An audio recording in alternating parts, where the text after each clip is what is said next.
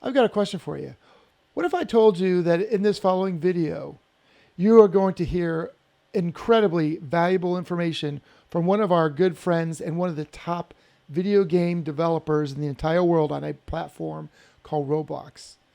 And what if I told you that you're going to hear amazing insights from firsthand from a person who's started very young with a passion and created that into a career that's entertained and helped many people, millions all over the world? Well, if that's intriguing and perhaps you're looking for a new career, or you're in college, you're in school looking for something to study and a roadmap or a path of somebody who's already done that, well, stay tuned and stay right here.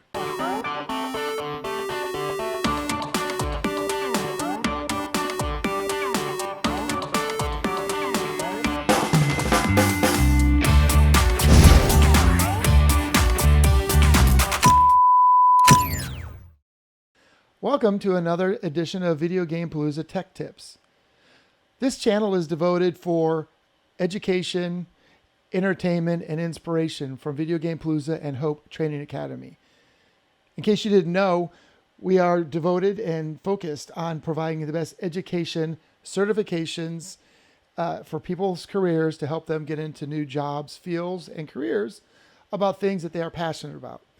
On this video, we really want to focus in real life stories. It's a great story of one of really, as you see, you're going to get to meet CJ Oyer, who's a very good friend of mine and our family here at Video Game Palooza. Chris has worked with us, many years as he was going through school in the midst of his game development career. And really, we got to really know and love and appreciate everything he did for us and for our students. And as you see, he's developed over 100 video games in his career. He has a really passion about this. And that's really actually as the first highlight here. We really wanted to really be congruent for what we're doing here is, helping people find their passion in whatever it is they want to do and create a career out of it. And that's exactly what Chris has done. You're going to also learn that he's actually one of the most successful designers and video game developers in the world for Roblox, which is a big game development and entertainment platform. And specifically, he's one of the top developers in the superhero category of game. He created things called Superhero Life 1, 2, 3, and 4, which are some of the most well-respected games in their category. And you're going to learn more about Chris's story here. His games have, been played by over 207 million plays and almost 4,000 years of screen time. So to say that his games are popular is an understatement. So as mentioned, you or your kids may know about Superhero Life 1 and 2, which are here. And it's always amazing when we have had our classes and Chris has been involved as a guest lecturer. And when the kids find out he's going to be participating and giving them advice and encouragement, the kids go bonkers. And it's such a blessing. Superhero Life 3, and he's developing 4, which you're going to hear him talk about.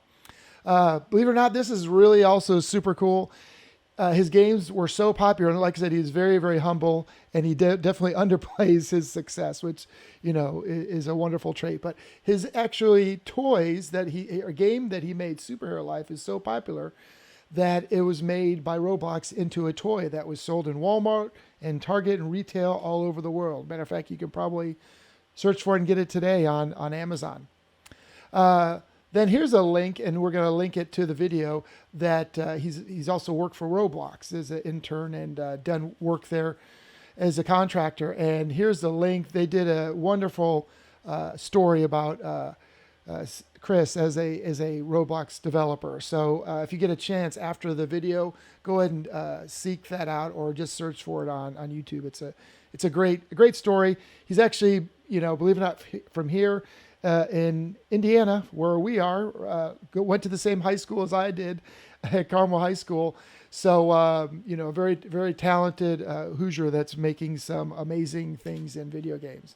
And here's some great pictures are worth 1,000 words. So these are actually some pictures of Chris in action with us. And over many years, over summers, when he had our video game esports facility, he would be one of our premier instructors, and you can see he kneels down, he helps the kids. We also taught Roblox coding and game development all over the city of Indianapolis in about half a dozen libraries. You can see, he's got that real passion as Professor Chris, and you can see this bottom one right here. This was in our game center, esports center, and he was actually coding an entire version of his Superhero Life game over the summer, and the kids would have the unique opportunity to sit here, watch him broadcast this live over Twitch, and literally coding and making this game live on the internet. And these young kids got to sit next to a real live game developer and be inspired about what's something that they could also do. So it just, you see the pictures in action. It's just a very, very special person. Matter of fact, together we've been creating something called Sci-Fi Life, which is also a 3D and VR learning game based on Roblox. You can see some of the pictures here where our students get to design characters. They go into the Sci-Fi Life characters. Actually, believe it or not, they get to code inside the game. And you can see some of our pictures here at one of our community centers, partners in town, Shepherd Community, when we had one of our instructors taking all the students through this. So once again, this focuses on our focus and passion to help gamers. If you are a gamer, if you're not a gamer, that's okay too. We want to help you find your passion, especially if you want to get into coding, game development, cybersecurity, or IT. This is the thing we want to do, is bring people like Chris to you to introduce, so you can be inspired and learn from their story. We also have content like the Young Game Developers Workbook that we've worked together with some of the top game industry executives. For example, Ed Fries, who is one of the original people at Microsoft to bring out the black Xbox, helped us put this guide together. So in combination with our guides, talented individuals like Chris, our staff, we really are really excited to bring this content. And even though you might not be here in this video looking specifically in the video game industry, just sit back and enjoy the one-on-one conversation I had with Chris, and talking about how he turned his passion as a young boy, a young man of video game and development into a career. So enjoy. So Chris, as a game developer, you've had a great career as a developer, and so some notes here that I've done some research and shared with you, that you've actually created over 100 video games since 2008. Yes, yeah. I mean, like, I guess the earlier ones are certainly a little bit more. I guess let's call them experimental. Yeah. Well, but yeah, yes. no, I started when I was 10, and I there wasn't really a number in mind. I just I ended up with over 100, but I just kept making games, and I was making a new one every about 2 or 3 weeks, and then after after almost 14 years of that, you end up with a pretty long list of games. And a lot of experimenting, right? Yeah, for sure. Though admittedly, as I got older, actually, the amount of games per year started going more in the quality direction rather than quantity. So, but yeah, it's still a fun little, I guess, reflection on just how much stuff I've actually been able to get done. Well, yeah, you said at 10. So, as a game designer at 10, what kind of inspired you to create games? And the second part, I'll let you answer, is, did you imagine yourself when you started creating these games to have your own video game company and become an entrepreneur? Tell us a little bit about how that came about. So the reason I was making them was because Legos were expensive. And yeah, I wanted to be creative. I wanted to make stuff, but I didn't have that Lego money. So yeah, that really Roblox served as just an outlet for that specific aspect. And in terms of whether or not I thought I'd ever actually be able to do this as a full career, no way. I didn't actually think. Literally, I had had a internship in Silicon Valley for Roblox before I actually thought this was a career path. Like before that, I thought it was just a cool hobby. But then once I was there, I realized, hey, this is actually something which I'm pretty good at and could do for a full job. And I got to meet a lot of other people who did it for a job. So yeah, it was it's great. I'm very happy I ended up here. So it sounds like kind of it evolved, and I know because I know your story because we've known each other for quite some time.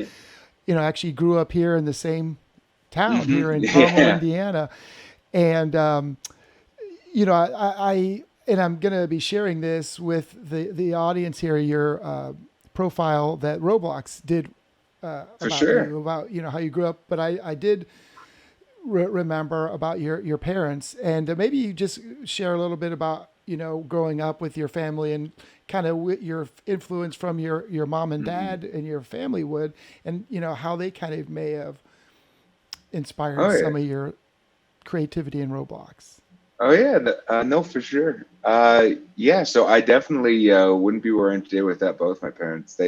I'd say I definitely got a lot of my like entrepreneur business stuff from my mom. She has her own company for since as long as I can remember, and she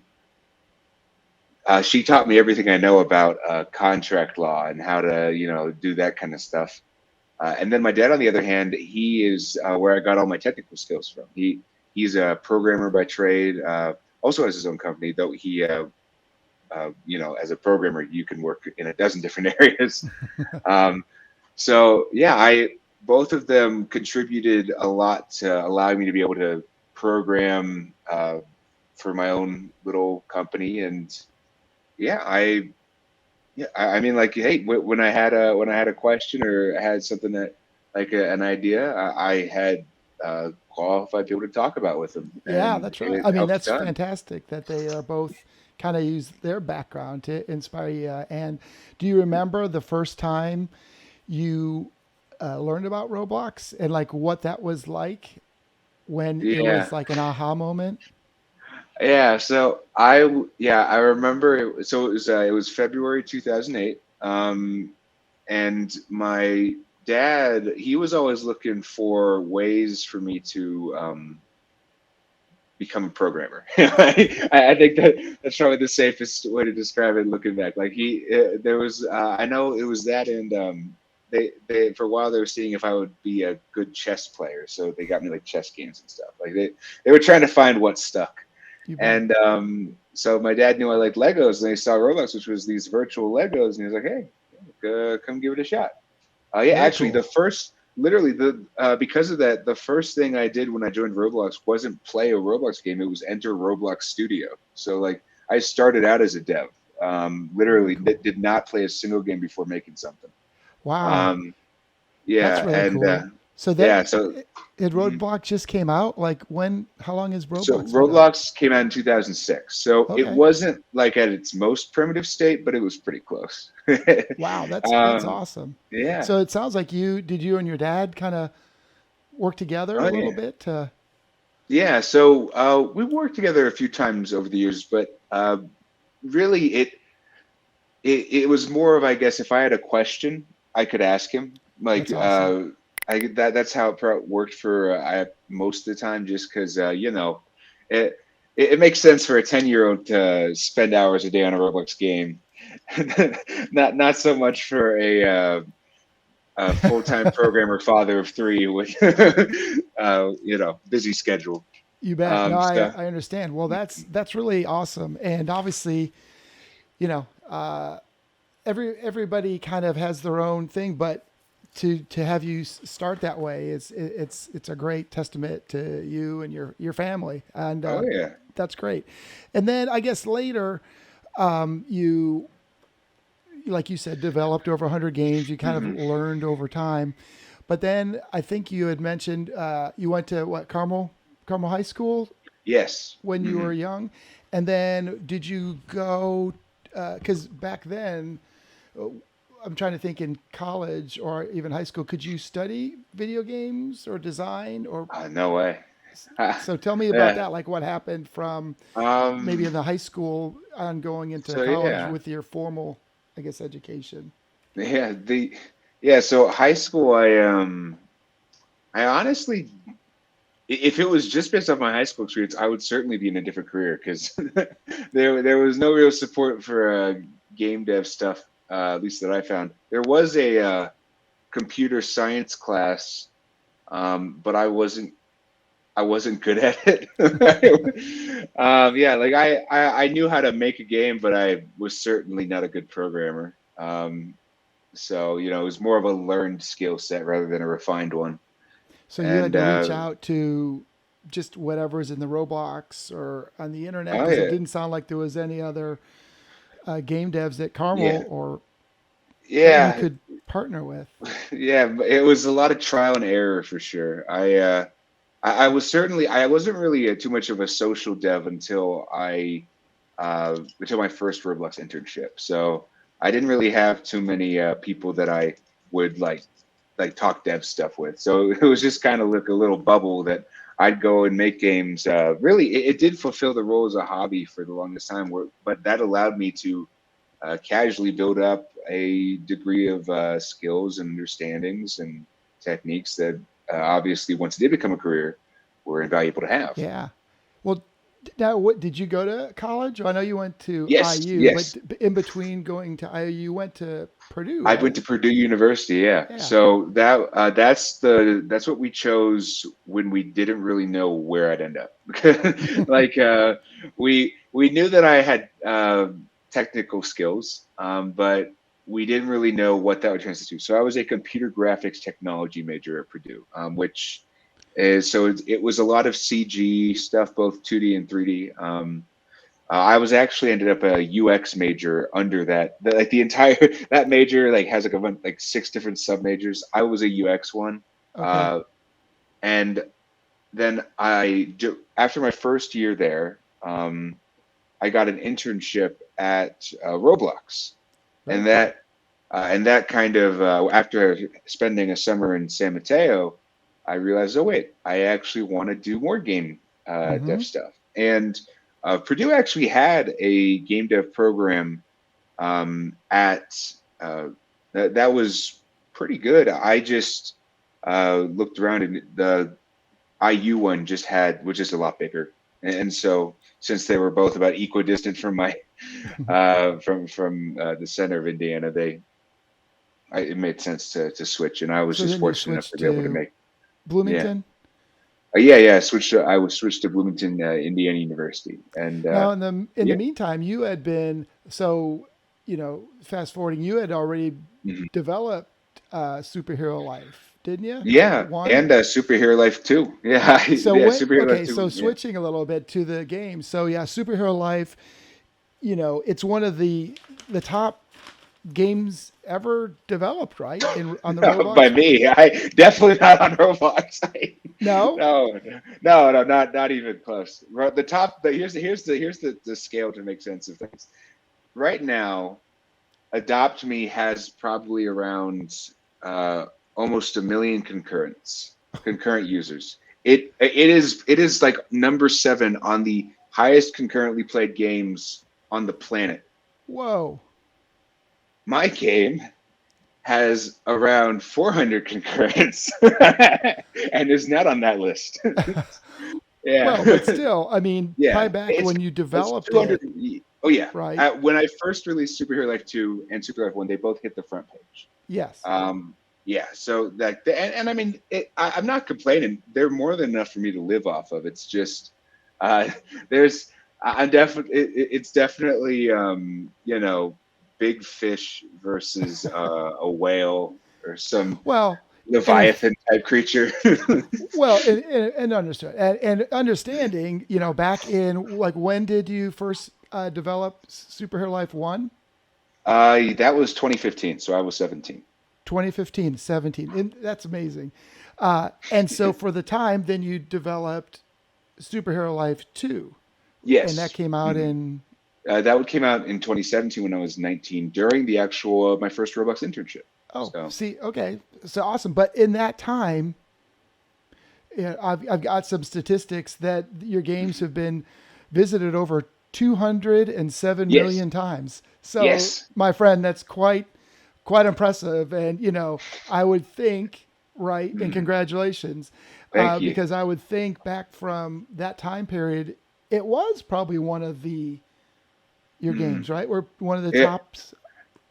it was certainly one of the top superhero games, unless Yeah, we're kind of sort of the tycoon simulator ones that only kind of count. yeah. And The so, you got a lot of acclaim, and you even went on to develop Superhero Life 3. Yeah, yes, I developed three. Yeah, that one came out in 2019. I was this at that point. I was actually at Indiana University, and so I was. I think I was only 20 at that point. So I Okay. because I released it. I think I released it like 5 days before I turned 21. So yeah. Well, so Uh, three amazing games before 21. I mean, that's amazing. Hopefully, all of our viewers and potential students, existing students, can really say wow about that, because I mean, you don't talk to many people yeah. that have done that before 21. So once again, Oh yeah. congrats. No, thank you. You know, when you and I we had met when we had our game center. Now that was back around 2015 to 17. Now, one Hmm. of the summers, and I'm doing this from memory, and I'm going to flash some pictures up because we got some pictures of back then when you were doing over the summer. Was that Superhero Life 2 you were working on, or 3? So that was Superhero Life 3. 3. Okay. So yeah. And it was fantastic for the people that didn't know. We had Kara and I for the Video Hmm. Game Palooza, actually Game On. It was a esports center, and we had met Chris because we were doing game camps for kids. And I think we met through mutual friends Yeah, and introduced. And I think you were one of helping us, something like right, that. instruct Hmm. the kids, which you did a great job. But during the summer, it was unbelievable. He would be in our game center, and you see these pictures that we're gonna flash up. But literally, you were, correct me if I'm wrong, you were coding and streaming in real time while you were coding, and then the kids from the game center and the class were able to Hmm. sit and watch you, be on the stream, learn in real time what you were doing, right? Oh yeah, yeah. No, I'm still baffled that we could find like 30 to 40 people just to sit and watch me code. So we talked about. I think I do have some of those old Yeah, files saved that maybe I'll stick up as a couple awesome. examples so people can see. Because I mean, especially if you wanted to be like you said in the game development area, Hmm. and say you don't have the mentors, or like you did, the Hmm. family or friends that were Oh yeah, necessarily in no, that I got same very business. lucky. Yeah, you need an inspiration or a Hmm. mentor. And so Oh yeah. we really appreciate all the work you've helped us with in Hmm. inspiring kids across the summers over the last, several years Hmm. in Indiana, when you had some time and so generous to give your time to meet with young kids and be Hmm. that source of inspiration. So, once again, we all, on behalf of everybody, we want to thank you for that. It's been, a blessing. I've, I've been blessed. At least I can do is pay forward. Absolutely. Absolutely. They probably fall into around three-ish categories of infrastructure, which is what I'm currently working on. Superhero Life 4, which has been in development sort of for a while, but it's paused right now because the scope just kept getting too big, and so I'm trying to build up some other games before I fully tackle that. Like that Superhero Life 4 is my boss battle. That's that's the final dragon to slay. Well, And tell me about that. When you say yeah. Superhero Life 4, just tell me about that. Like, tell me what's when you say it's, Hmm. building up, and it sounds like you may have to be building extra tools. Yeah. So So it, describe a it's little bit about that. it's a fascinating.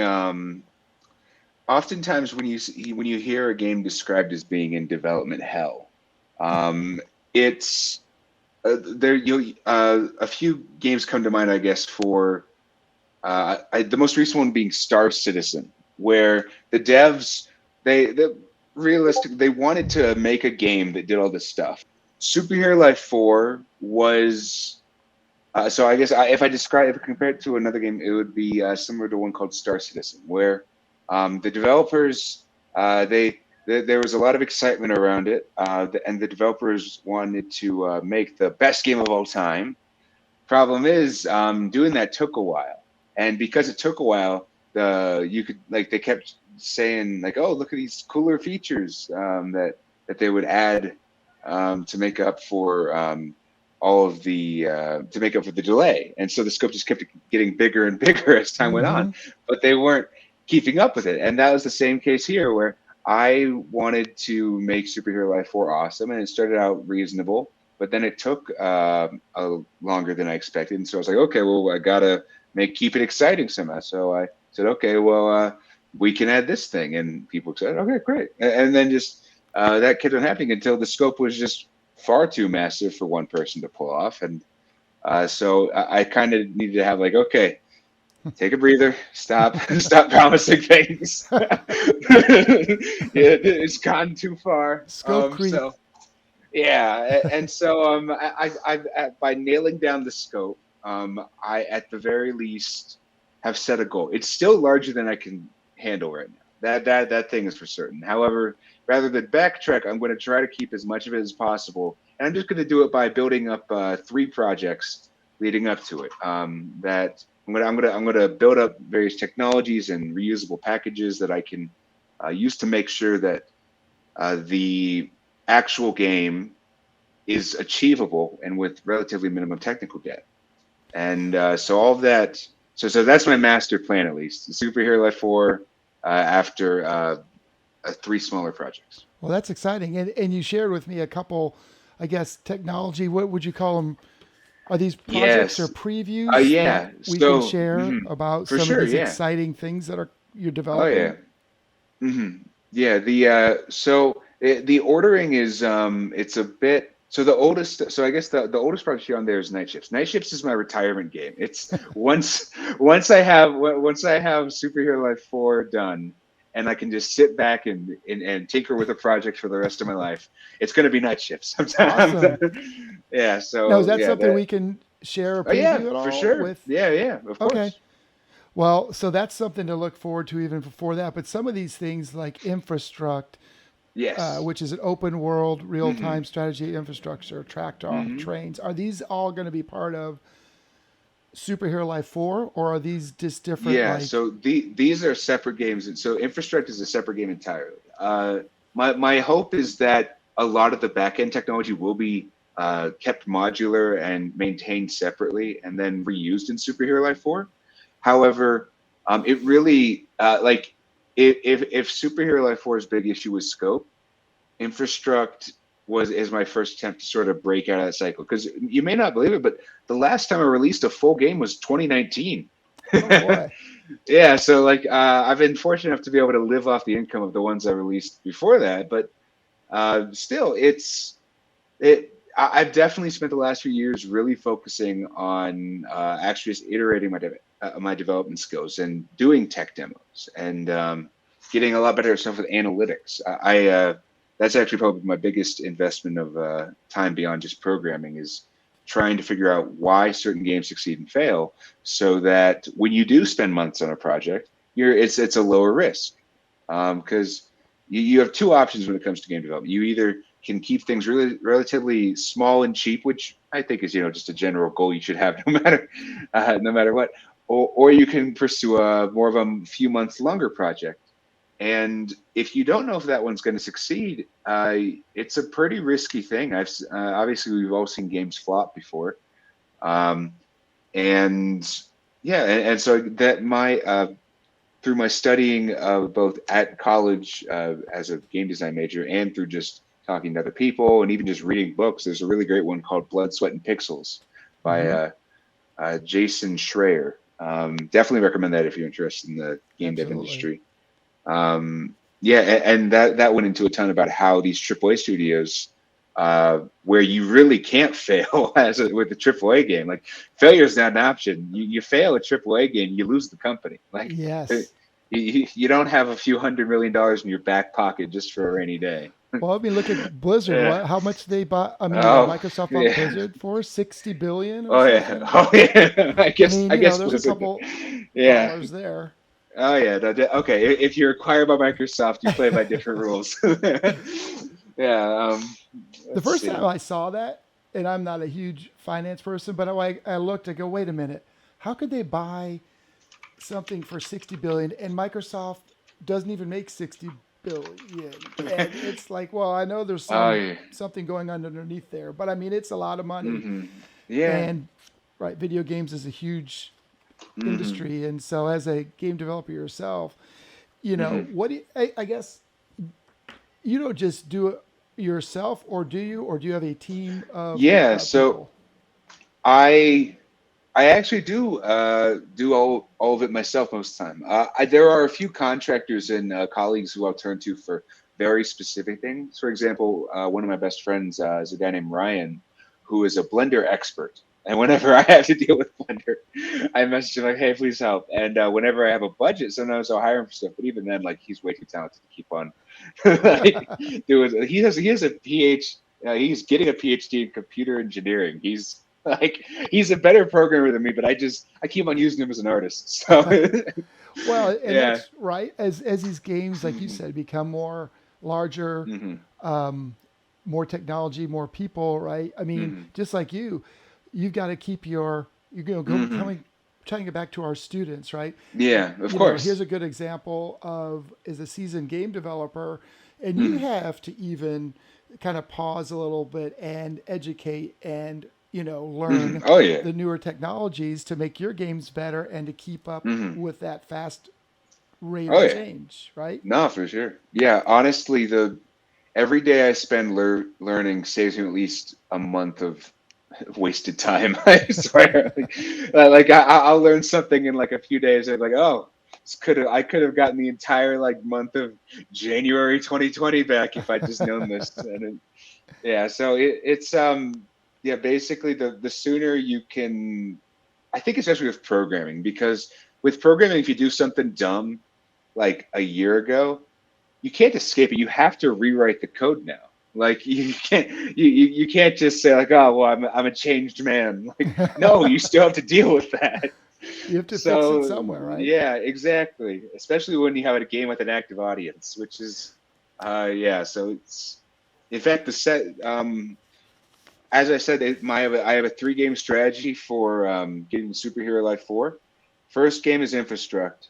The second game is actually doing a remaster of Superhero Life 1 through 3. Really? Just so yeah, I'm going to make them all run off the same backend. Um, Very cool. yeah, and then ideally just like I'll use like a single like, configuration file for each one to boot them and like point them towards the assets. But yeah, like that's my dream because honestly, maintaining 2 games is a headache, and especially when some of them are as old as in Superhero like two's case, 2017. That's half a decade ago. I know. And Like, how many yeah, users, and oh it's yeah. amazing. And do you think there's ever going to be a time when you're going to need to hire like kind of additional team to help you So do yeah, those maintenance chores so then you it can go on to mhm. continue? it it's a tough question because I do think I fit the definition of entrepreneur. I try to make stuff. I take risks. I do all that buzzword stuff you see in a TED talk. Um, I but at the end of the day, I'm really still just a 10-year-old kid who likes making games. Yeah, And like I don't hire other people to build my Lego sets. Let's put it that way. that's a good way of I putting it. yeah. So like yeah, if I guess in the case of Ryan, if Ryan wanted to make something with me, I like yeah, feel free to join in. Like I like making Legos with friends, like. But my goal is not like infinite growth. My goal is to make games for the rest of my life. And honestly, one of the best ways I found to do that is to keep my operating costs low.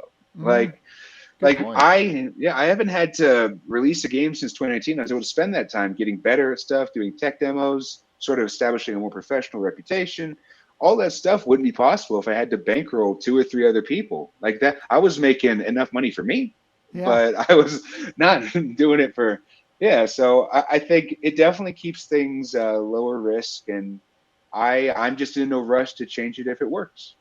Well, yeah, and that's a good point because we talked about Microsoft and Blizzard. Well, yeah, I mean, I'm sure somebody could Mhm. figure out what their overhead and Oh yeah. cost is to run. Say Hmm. we'll talk about some a little later something like Diablo Immortal. I Hmm. mean, golly, how many people The are the on these? server costs alone would Oh my bankrupt gosh. me in a day. I mean, it's a whole different category. Mhm. So, speaking, you Yeah. said something interesting that as an entrepreneur, knowing your customers. So, about your customers or the players who play your games, Hmm. tell us the is there a range of the kids playing that, and Yeah, for sure. what do you know about Uh, those kids? so they range from around, I'd say 10 to I think 16 is where you usually see them dropping out.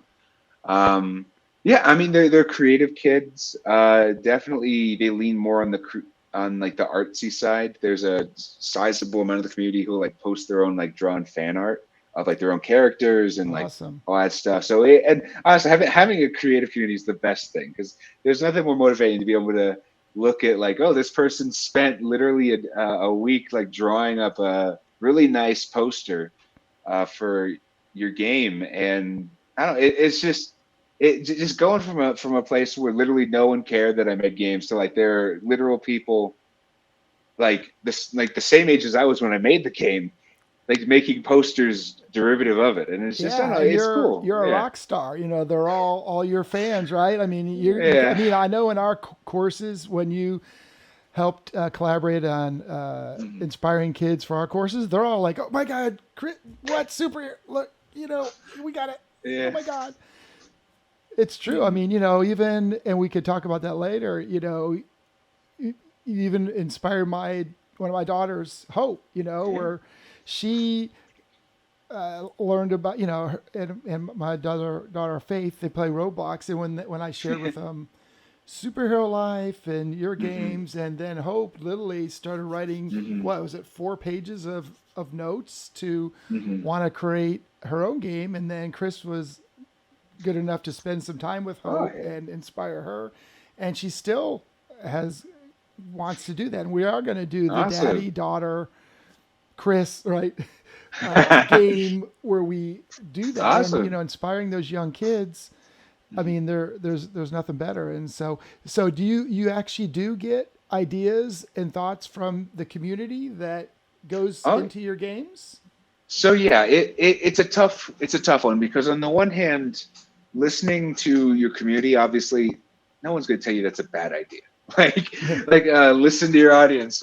What a hot take! But at the same time, um, I think that your audience is typically a lot better at telling you when you're doing something wrong rather than when you're doing something right. Mm, Because you can post literally anything, and there'll be some person like cheering you on, like they're just good like that. And um, even then, some of the stuff which will be very important, like say working on the back end or refactoring stuff, or even just changing how a certain mechanic operates. Uh, they might not care about it, but you know that it's going to make things a lot easier long term and improve the game's quality long term. And so they're players. They're not developers. that's right. They and they're kids. Like even so it's I don't let them. I say when I first Superhero Life 2, I'd say was the last game which I fully relied on them for their guidance on, and that went well. So I mean, like it's not if you have no other tools in your tool belt, listening to your players and iterating your design off their feedback is a great first strategy. Yep. I think it really requires after you make games for long enough, you can then compare it against your internal notes to see, okay, did what they say make sense? Yes. And yeah, and honestly, it almost ends up being a bit of a Rorschach test because like the Discord that we have is almost like what 6 or 7,000 people in it, Wow. And that's relatively average for a dev community on Roblox, but it's still way more people than I've ever talked to and probably ever will talk to. And they obviously don't agree on everything unless I've really messed something up. And so you'll get a choir of different opinions, and and you can look at it and decide what to take away from it. Very much like a Rorschach test. Okay, am I going to only listen to people who agree with me? Or am I going to Yeah. listen to people who don't? Well, and by now, And you yeah. know your after so many years, you know your target customers, right? And sort of what they Yeah. want, Hmm. and giving them. It's always smart to listen to your customers, Yeah. right? And they are your customers because they you base and just maybe we can explain if people don't understand about Roblox Hmm. that it's a free platform Yes. to the players, and if you go into the game, you as a designer, game developer can put in what we just call microtransactions Oh, into you the can. game so that they can buy cosmetics and Hmm. stuff, and Yeah. then you as a developer can then earn Hmm. income, or maybe it doesn't Yeah. work that way, but maybe you could So explain a little bit about that. I guess that's the cool thing. So they have both microtransactions. However, they also in the past about 2 or 3 years they've actually rolled out this thing called premium payouts, where literally you'll get paid for just people playing your game. Hmm. In fact, about half my income at this point comes from premium payouts. So not even monetization, just the players liking the game enough to come back. And I think that definitely is a great move for the overall health of the community. And I yeah, in general, I definitely prefer. I love. I've always been a bit, I guess, squeamish around monetization. Not because I don't recognize that. Like for example, I know we're going to be talking about Diablo Immortal later today. Mm-hmm. That is a game which is monetized to the point where it makes Vegas look like a nice place. To put It's it lightly, yeah, like it is hyper monetized. Microsoft's getting their money back. Let's just put it that way. in And the first day, you know. oh yeah, that's a game which is very, very, very effectively monetized. And I honestly, I, I it, I don't want to make that. It's I guess here's the thing. I never want to go to Vegas. Let's put it that because I know all those tricks they taught me how all the monetization tricks and all the ways you can get them get players to want to come back to your game. Like, and that stuff kind of scares me. Like, it went from like now I'm making games for fun to like now I know how to trick them into loving the game Well, at a 2% increase. Like that's a good it, point because if you think yeah, about your customer, they don't have their own money, right? They yeah, don't have jobs. They're just going to use yeah, mom and dad's money, you know. exactly. Yeah, What are some of your top two or three favorite video games growing up, you know, when you're younger or even for like sure. today? Yeah, Are there any games that you play? yeah, for sure. So it's funny you bring this up because I think the answer would surprise you, but when I went to Indiana University, the they gave us all player motivation tests. It's on a Quantic Foundry if you're interested. It's a very interesting site. They basically used a bunch of big data solutions to create an emergent model that describes player motivation off of a bunch of self-reported surveys.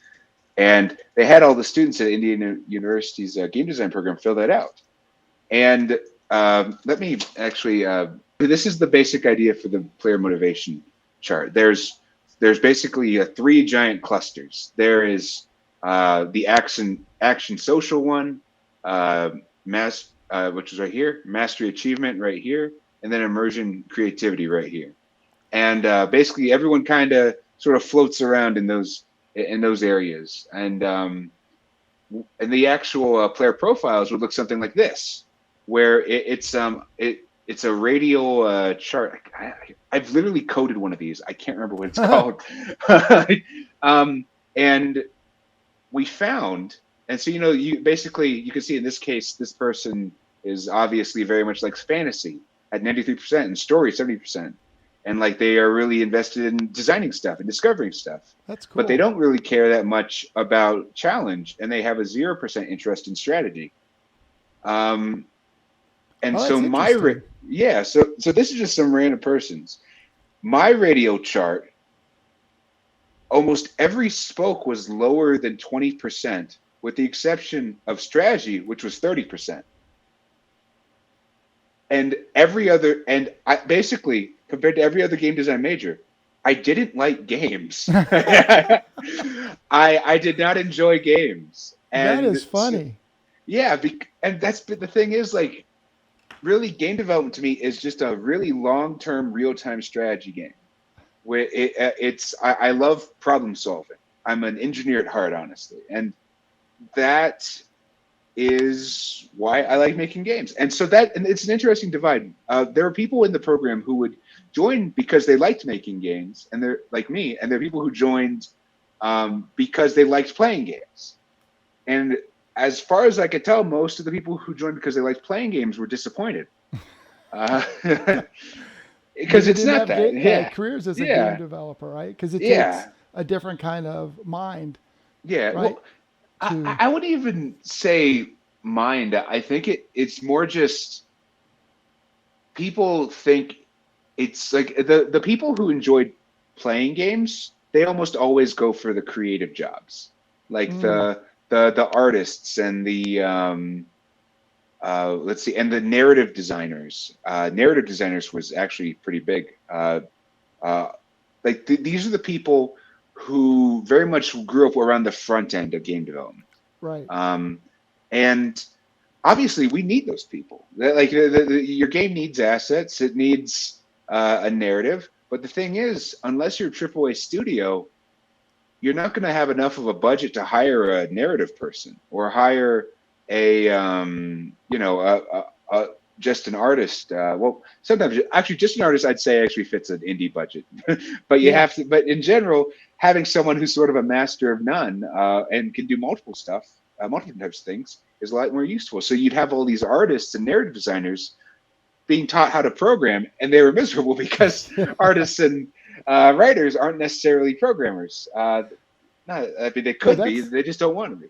Well, that's a huge statement, because that's, as you know, with your experience with Hope Training Academy, Video Game Palooza, that's what we have been trying to do since we started in 2012, is to figure out what it is about your passions and how do you find those, or how do we help our students find those so they can plug in. And so I guess using that, if you were speaking, which you will be via this, to either current students or prospective students, how would you, I know nobody's going to do exactly the same thing, but for yourself, how did you when did you first realize that, this is what I want to do, and it's congruent with what I'm good at, So I guess whenever it kind of runs to the question of what some people ask me, should I become a game developer? Because I've done enough like public presentations on game design that I guess I've gotten people ask me stuff, and my response is, if you don't know if you want to be a game developer, try it out, give it a go, see if you can learn some cool, useful stuff. Because if you don't end up a game developer, you'll still have those cool, useful skills, and you can use those elsewhere. But they'll be like, oh, that doesn't really answer the question. I want to know if I should do it, if I should go all in. And the reality is, if you were meant to be a game developer, nothing I could say would stop you. like if people who are destined to be game developers are making games, and you're never too late to start. But once you have started, nothing should stop you, because there are so many easier industries to break into than game development. Like if you wanna be a game developer and then want to also have an easy life, just get a generic programming job. It takes all the same skills. Like just a general UX type job where you make some front end design for another company. Like that you'll be fine. You'll have an easy life You'll get paid a lot. Like, yeah, do that. Like that's what you do if you have the skills but not the motivation. Like, if you have the motivation to make games, there's nothing I could just tell you to not do that. Just And start doing it. yeah. Or Mm-hmm. in this case, what we also do is called apprenticeships. So when you have an apprenticeship, you'll Mm-hmm. go work for somebody like you or another game company as an Yeah. apprentice, and then you can try it out to say, because that's Mm-hmm. the big thing Oh yeah. nowadays, is that 4-year degrees are really not being required as much. And that's a big Mm-hmm. thing with our Yeah. school. Yeah. There's companies like Google and Yeah. Microsoft that says you don't really Oh need a yeah. 4-year degree, but you do need experience and like a certification, or like you say, a It, history of mhm. experience developing games. And that's, Yeah. you know, It's funny you say that. My major is actually a bachelor in liberal studies. I there you minored go. in game design. There you go. Say no Yeah. more, right? Yeah. So. Okay, Chris. So, what do you think in terms of being an entrepreneur? Obviously, in game design, there's probably things you like doing and some things you don't like doing, or maybe there aren't Oh any yeah. things that you don't like doing. There are things I don't like Yeah, doing. For sure. but to speak to the entrepreneurs or students that are thinking about being an entrepreneur or they want to get involved with it, what are maybe a couple of things you can say that you've learned that you love about being an entrepreneur, and then some things maybe that you don't love about being an entrepreneur? So I would say that the best parts. I mean, like it's like that one copy pasta thing of work, like be your own boss, set your own hours, earn $18 an hour doing working from your laptop. I don't like it's that stuff. It's literally the fact that I mean I grew up probably with some like authority issues. I was never the most agreeable person in class. And the to not have a boss is honestly like I have been offered jobs that would pay me a beginning salary 3 times what I currently earn, but then I have to do timesheets. Mm, And and I mean it's not. I know it's a stupid decision. I know that like the second like I need another medical bill hits or something, I'll be like should have taken that. Like it's just, but at the same time like I if I can afford to not to do my own thing, then I that's what I'd rather do. And yeah, so I mean, just I to have oftentimes in life there can, especially with this current generation, it could feel like things are spiraling out of control. And I'd say that for me, my work and being able to run my own company has been one of those few areas where I actually do feel in control. yeah. I honestly I think of myself as like a craftsman of yield times of like sitting away all day learning the best way to forge metal or to make a sword or to do all that stuff. It's as much passion as it is skill. And yeah, and so I like if life gets rough, I make games. If life's easy, I Yeah. make games and then work reasonable hours. Yeah. Like, Well, and then you also yeah. have that residual income, Hmm. coming in from the game. Oh So, yeah. okay, so those are a couple of good things. So, what are some of the things that, you wish you didn't have to do or you didn't like about being an entrepreneur? If you could wave a For magic sure. wand and, be working in some Yeah. big corporate thing. Yeah. Or maybe that's not So even appropriate. I So, mean, even then, like I guess probably the one of the worst things about entrepreneur aspect is that it's really hard to say, I guess, if you're making the best economic decision. Like I think that that's gonna be until I retire, I will be wondering, should I have done this or this? Like I have been offered jobs at 3 times my salary. I have been offered literally. I've been offered to be purchased out for hundreds of thousands for my games. I've been offered investor funding for certain projects that would total a lot. I've been offered by multiple different entities. the opportunity to lead an official Roblox game fund project. Wow. Like there, I have passed up so many great opportunities to continue making my own games, and that I think that, and like it's dumb, isn't it? Like No, I'm it's being not. I know, but like I know I made those decisions logically because I knew that if someone's offering me this amount of money, what I have has got to be worth at least that much money. They wouldn't be giving it to me for charity. So if I can hold on to it, it's theoretically worth that much. And if it's not worth that much, then thank goodness I'm not on the hook for that much money. Like, and so I know I made the smart choice, but when you are having to make, I guess, those kind of choices, you got to deal with like the buck stops here. If I do something that sinks the company, it's because I did it. I Yeah. can't blame some boss. I can't blame some external entity. Like, oh, can't believe that my manager's such an idiot. If I could run things, it would go differently. Well, I do run things. And stuff's still sometimes a little bit on fire. So, yeah, I guess it's the pros and cons of being fully responsible for the outcome.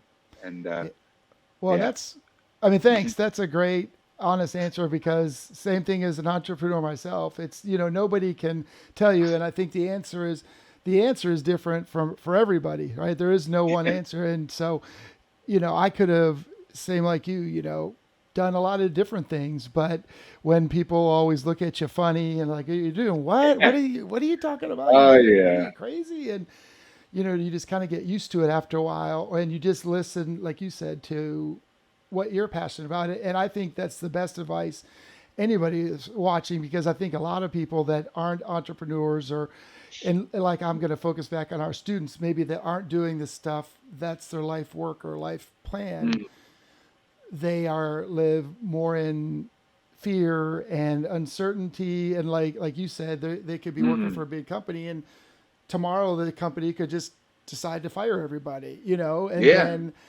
and so it takes a lot of risk, and it takes a lot of belief in yourself and self growth. And I think the whole point of Hope Training Academy is that we believe that everybody Mm, on the planet has something like what you said. They don't necessarily need to be a game designer or whatever, mm, but whatever that is, if everybody can kind of find that out and create their own endeavor like you have, mm.